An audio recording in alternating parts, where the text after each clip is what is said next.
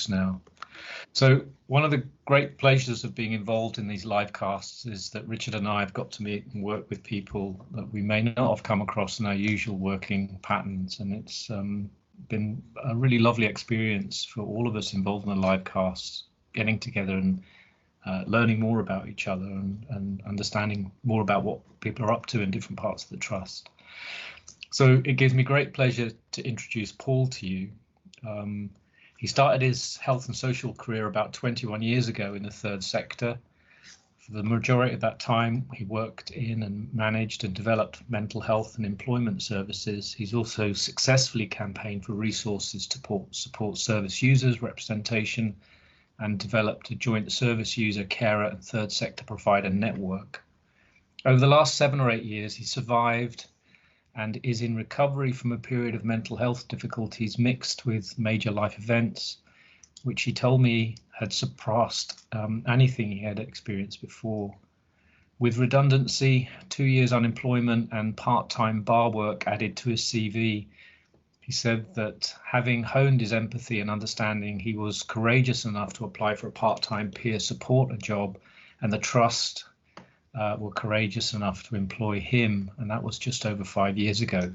Since then, Paul has been involved clinically and in the co-production of the 5 Ways to Wellbeing psychoeducation wellbeing intervention, the co-development and delivery of recovery college courses, and he now facilitates patient and care involvement in Northumberland and North Tyneside, promoting the Together strategy, the involvement bank, and how the involvement of service users, patients and carers can support service delivery and development directly and indirectly.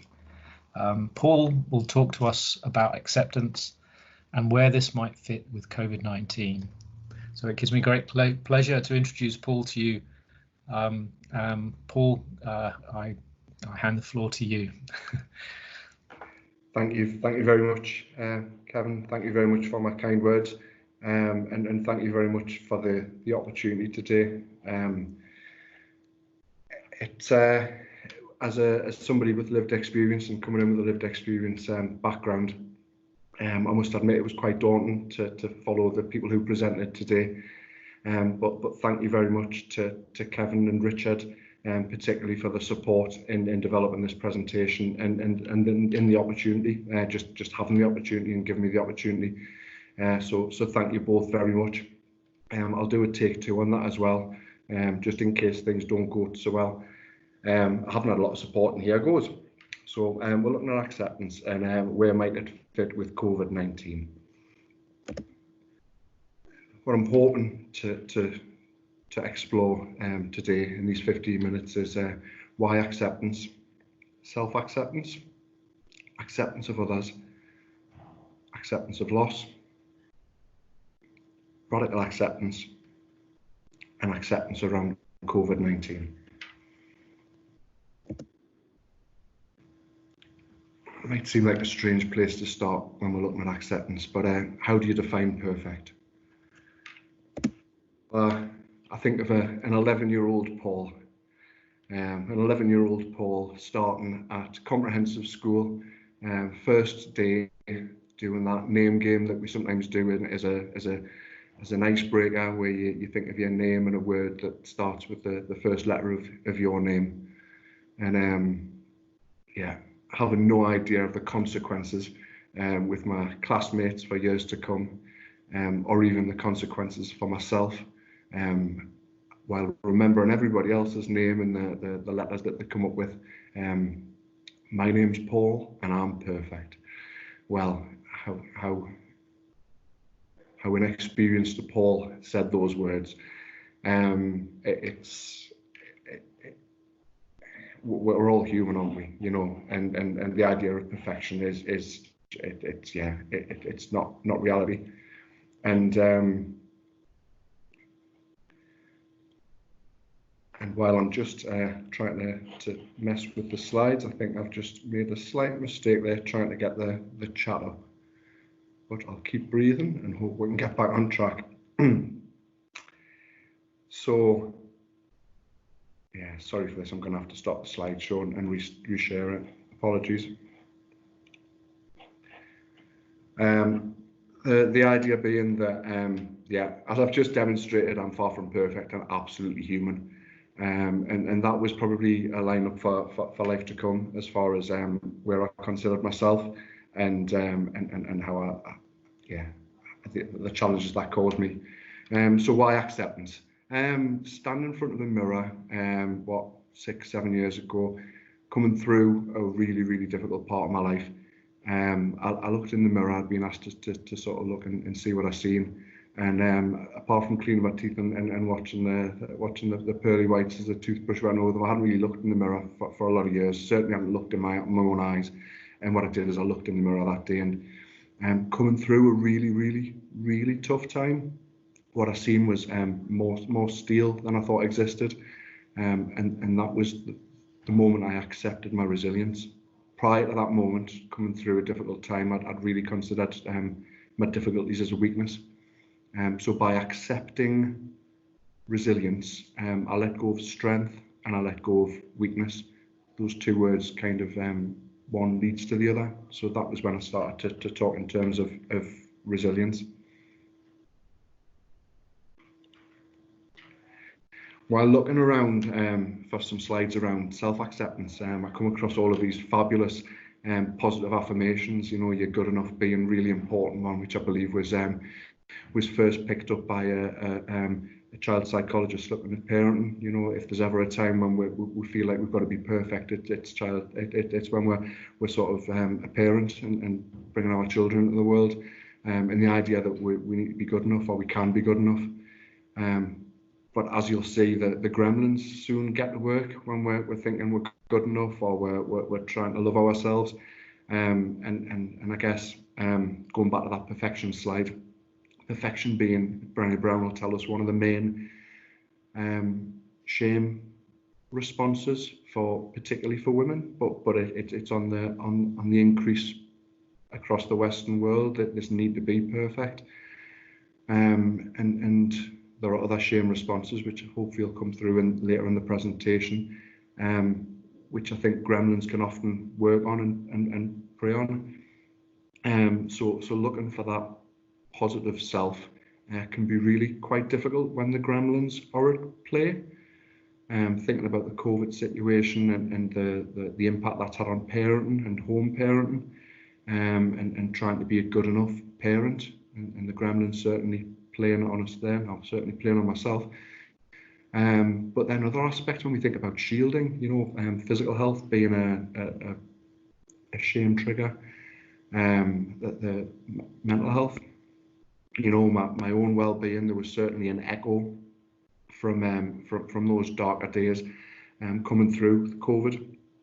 I was lucky enough to be part of a team time through the Schwartz team, which just chimed with myself, different things different peers were saying, and it helped me recognise, after some reflection, that I was sitting with some shame around the loneliness that comes following a divorce, and that COVID had really brought that back in a smaller way, but it had brought it back.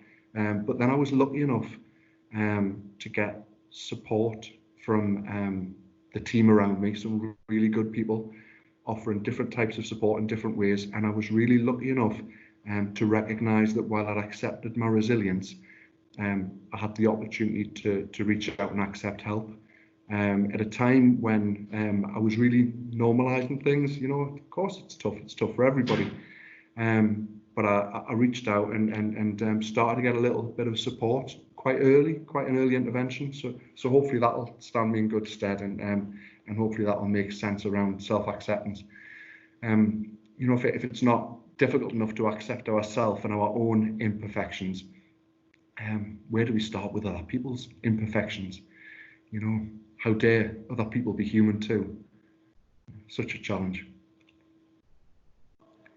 I think it's really important that we try and ride out the gremlins and avoid those shame responses and feelings of shame, and just recognise that we are enough. You are enough. This is a model that it's one of the few theoretical things that I bring into my practice when I'm working with people, away from my own lived experience, and just talking about the grief cycle, the Kubler-Ross grief cycle. I believe it really transfers into so many different situations and settings. And I suppose what I've just talked about there was a little bit around my own acceptance about my mental health being a bit of a continuum, and not being something that that I could leave behind, something that would ripple again, and being able to get that early intervention. But like the grief cycle can be brought into play when we look at any number of losses. You know, I mean, bereavement being the most obvious one, but loss of relationships, in divorce, and loss of jobs, loss of roles in redundancy, loss of roles. I sort of think about my 11-year-old daughter, and the fact that she's becoming an adolescent, and there'll certainly be a lot of grief there, and some loss, no doubt. But I'm reassured that she will return after those teenage years, and be a person again. So I look forward to that.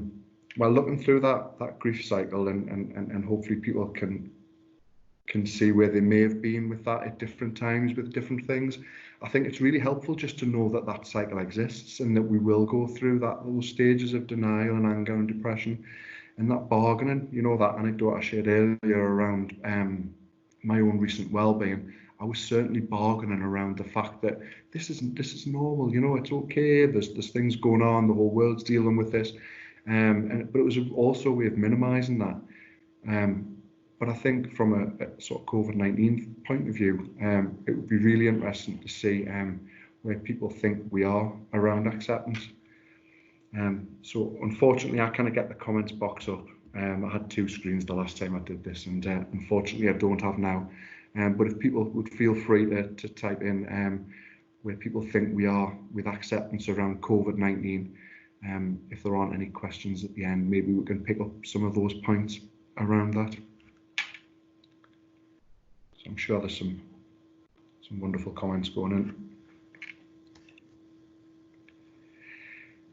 So this slide is around where acceptance fits in with situations. You know, when we're in control of a situation and we have the control, it's quite easy to not even consider acceptance. There's not really a lot to accept. You know, we're in the driving seat, as it were. When we have some influence, it starts to come into play. But when we have no or very little or no influence at all, I think acceptance becomes really, really crucial. I'm also mindful that it's very easy for me to say that. It took me 18 months of therapy to get to the point that actually recognising that that when we have little or no influence, that we have to accept that's the way forward. And that's around letting go of control.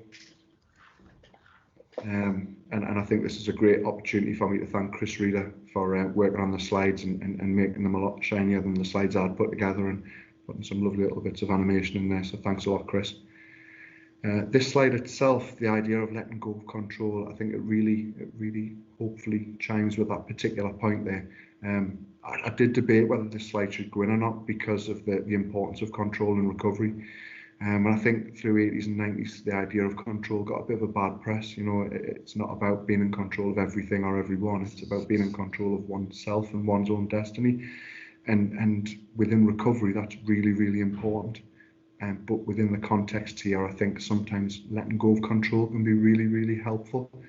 I was lucky enough to bump into a mum at the school gates as the eldest returned to school. And that very wise parent, who also happens to work for CNTW, she said that she struggled a little bit in the early days with COVID-19, but then once she realised she had no control over the situation, it made all the difference. And I just think that's just such wise words. This slide here is really my cue to start to talk about radical acceptance. Radical acceptance is something that I was made aware of about 5 years ago, joining the trust, and it's a dialectical behavioural therapy technique or skill, and it's a way of helping people get to acceptance. So I guess what we talked about earlier was that mirror moment, was where it just appeared. You know, it just came out of the blue. It was just a moment where things aligned and I started to accept. This theory gives us the opportunity to take more responsibility for that and to make that choice. So I haven't heard about this for many years and wanting to promote it within the presentation today. I also thought I should give it a little go. So something was bothering me last Saturday, and I just started to use some of the techniques. So the idea being that when we can see that pain and suffering that not accepting something brings us, almost the way we would talk about carrying anger, that it's a hot rock in our hand and that it sort of harms only ourselves. So when we can see that with something that we're not accepting, when we can see the pain and suffering that's causing ourselves, radical acceptance suggests that if we slowly start to move towards acceptance and just shift ourselves closer to acceptance, and maybe start to think about what it would be like if we let go of some of that pain and suffering. If we started to accept things, how would that impact on our thinking? How would that impact on our feelings? How would that impact on our behaviour? What would life start to look like if we started to accept something? And by slowly moving towards that and sitting with those thoughts, I managed to work through that's something that was troubling me last Saturday, and I managed to get to a point of acceptance with it. So this technique, I can certainly say, does work. A word of warning, mind. My particular gremlin started again about half an hour later, just from a slightly different point. But luckily I spotted that and was able to cut that off. But it's just a word of warning while using radical acceptance. You might find that that as we've accepted something, that maybe it might come back from a slightly different point. Which takes us to COVID-19. And again, the question that I was hoping to have with people who've been kind enough to join today was around what are we accepting with COVID-19? You know, things have changed so much. Thinking back that Kubler-Ross, we've probably been at so many different points at so many different times over these recent months as things have changed so rapidly. And then if we interlay our own acceptance around things that might have been happening in life on top of that, it's quite clear how things can get quite complicated quite quickly.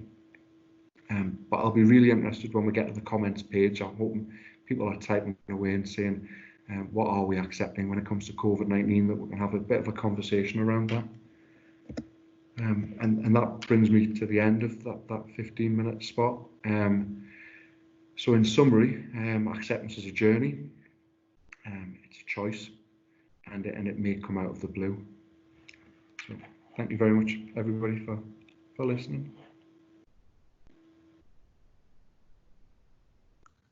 Grand. Right. Thank you very much, Paul. So that gives us an opportunity to have some questions. So there's been some lovely comments in the chat.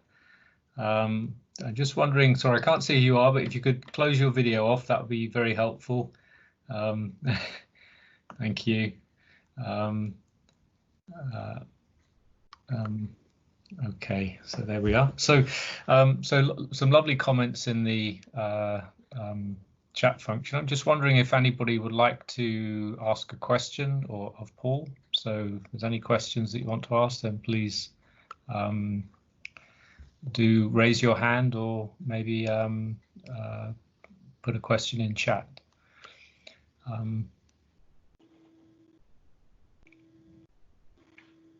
Okay.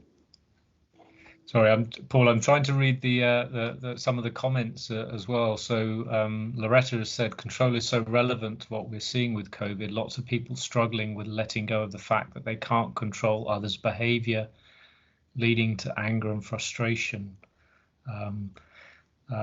Gail, RE COVID and acceptance. Lockdown pandemic was easier to accept for me than feeling that lockdown should have happened before it did. How to accept the delay and the consequences. So for those the bit there, yeah, and the situation. Wow.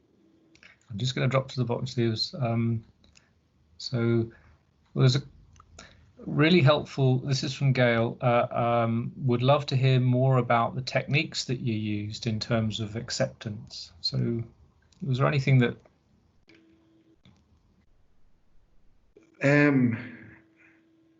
I meditate myself, so spotting thoughts and seeing things as they're happening can be very helpful for myself. Doing acceptance packages, I found really challenging to start with.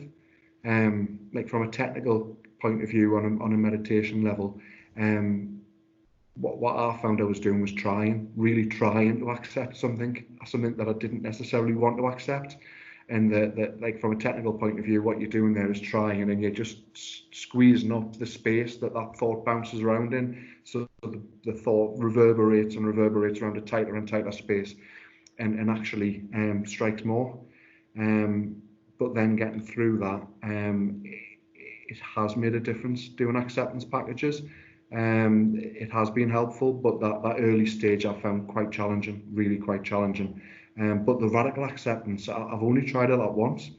And it was really about framing and thinking about what it would look like. So I guess, if to use the example that was given earlier, if somebody's angry about other people's behaviour and can't accept that one can't control somebody else's behaviour, then okay, it's about seeing that and seeing what that feels like for the person, and the discomfort and pain that causes the person. But then considering what it might look like or feel like if the person could let go of that anger and recognize, accept that the person doesn't have control, and start to consider what that might look like, what that might feel like. So trying to put myself in that person's shoes, it's really frustrating that this person's doing this, and it's really frustrating that I cannot have any input in that, any control on that, any influence of that. But to try and accept that I can let go of that, I guess I'll be able to breathe again.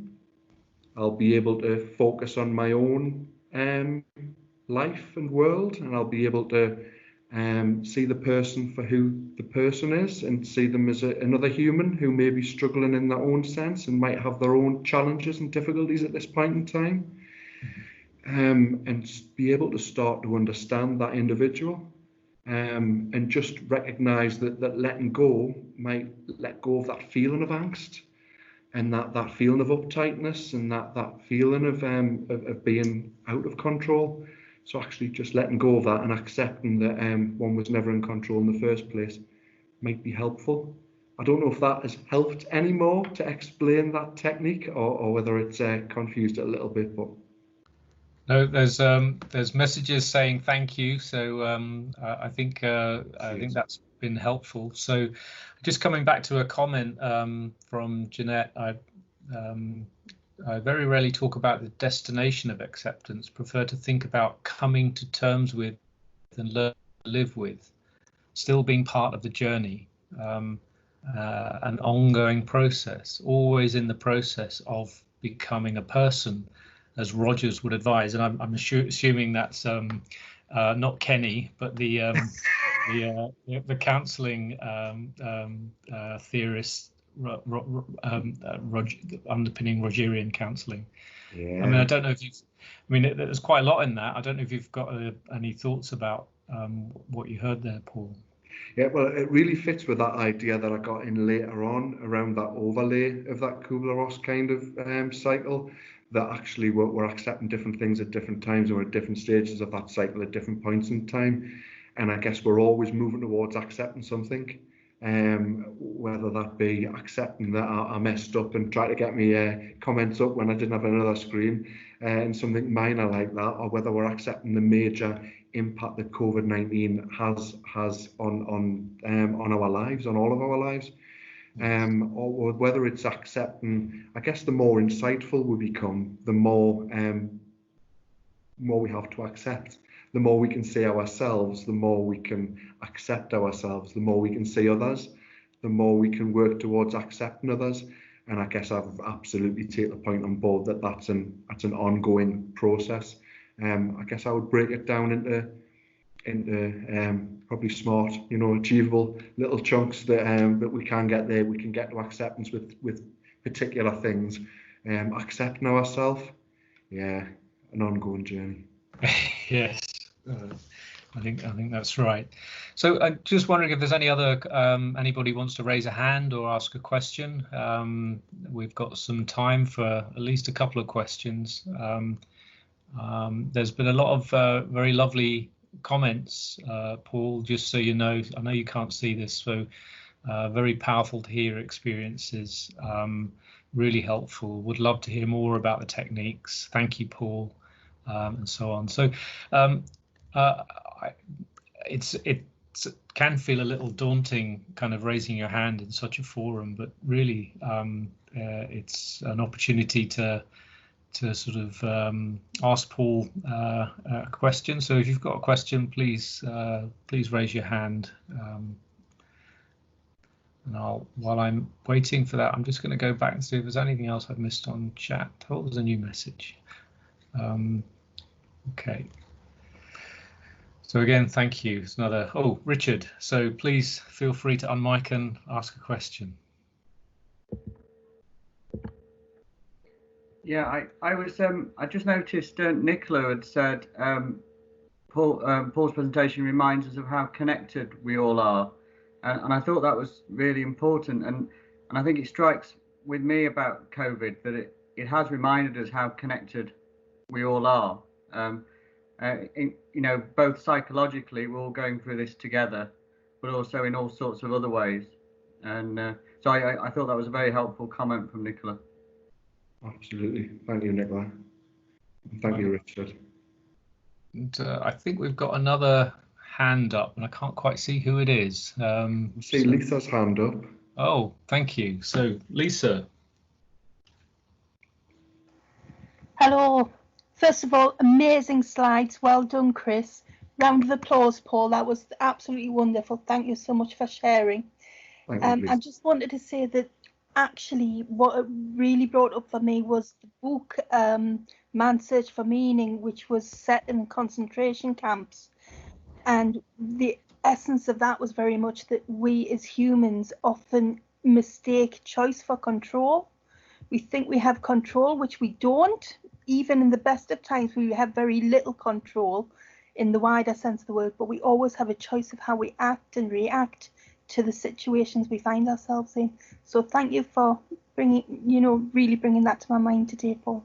Wonderful, thanks.